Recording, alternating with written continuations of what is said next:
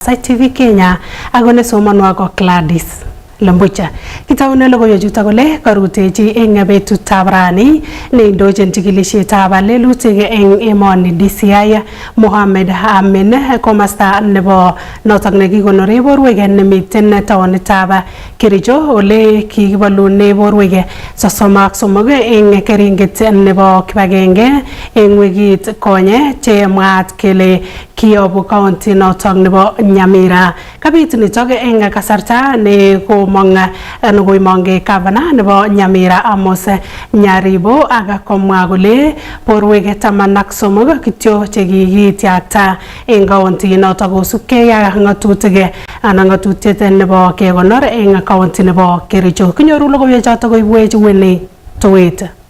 Kong'alal sirikab logoiwek Mohammed Amin komwa kole bo iman chikilisiet nebo autopsy nekikiyochi borwechoton en wikit konye ako borwechoton ko kibunu county nebo Nyamira. Our preliminary findings indicated very clearly that the claimed bodies had been transported from Nyamira Teaching and Referral Hospital mortuary and buried under circumstances that required very thorough professional investigations.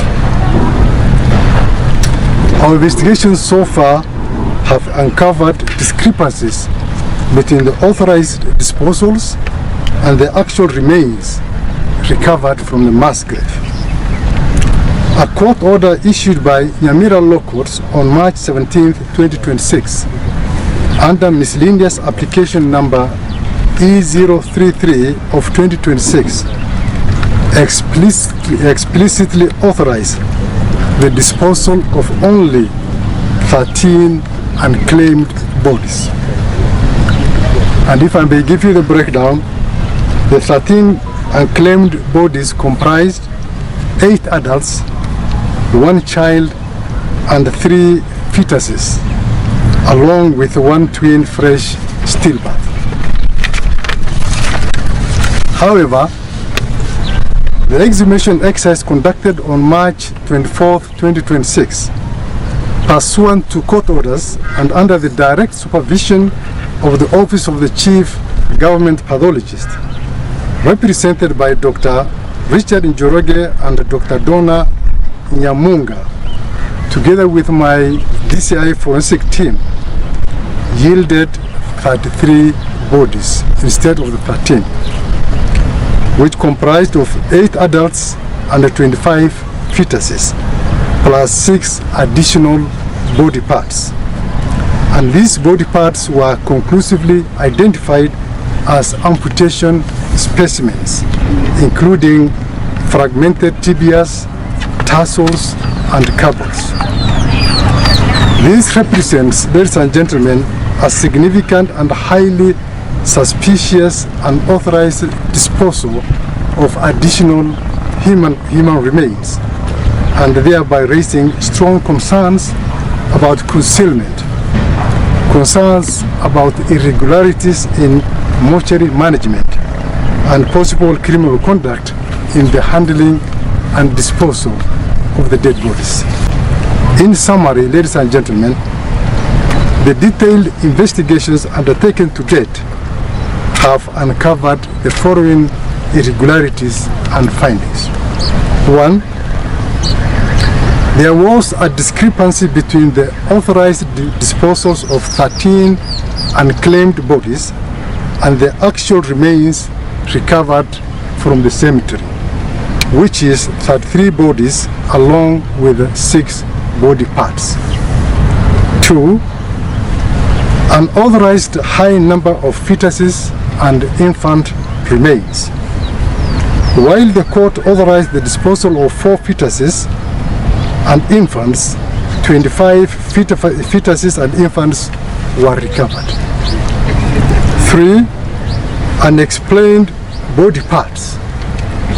6 amputation specimens were recovered with no corresponding court authorization or documentation linking them to the authorized disposals.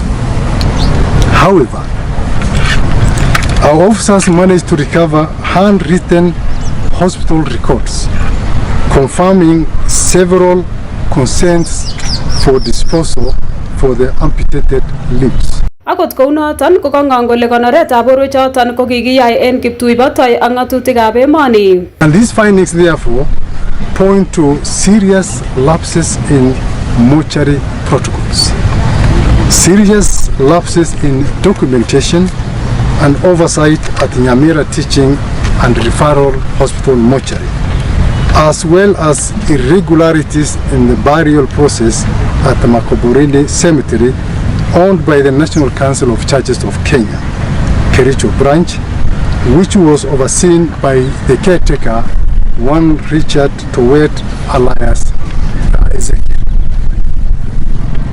The investigations have therefore conclusively established that all the remains recovered from the mass grave where we are standing this morning actually originated from Nyamira Teaching and Referral Hospital mortuary.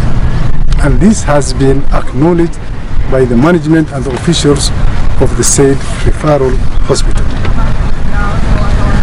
We have footages from the facility that shows that on March 19, 2026, 4 bags were loaded into a white Toyota Land Cruiser, registration number GKA 549L, by Jason Mochara Nyabi, who is the chief mortician of the referral hospital, under the direct supervision of the facility's public health officer.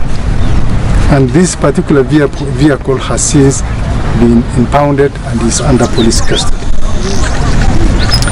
And therefore, to ensure complete accountability and transparency, the following investigative actions are being actively pursued.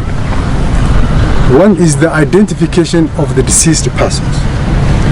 While DNA and toxicology samples have already been submitted to the government chemist for further forensic analysis, the investigation team has embarked on tracing the parents of the deceased infants, as the fetuses, and reference DNA samples from patients whose limbs were amputated at the hospital for comparison purposes. 2. Forensic document analysis, authentication and analysis of court orders, hospital records, mortuary records, and all other relevant documents pertaining to the matter under investigation.